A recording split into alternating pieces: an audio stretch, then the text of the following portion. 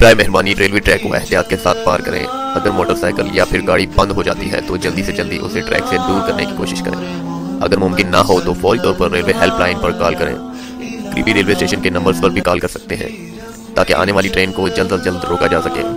Videos को ज़्यादा से ज़्यादा शेयर करें। अगर हमारी वजह से किसी की भी जान बच सकती है तो हमें वीडियोस ज़्यादा से ज़्यादा शेयर करनी चाहिए। ये सदका जारिया है।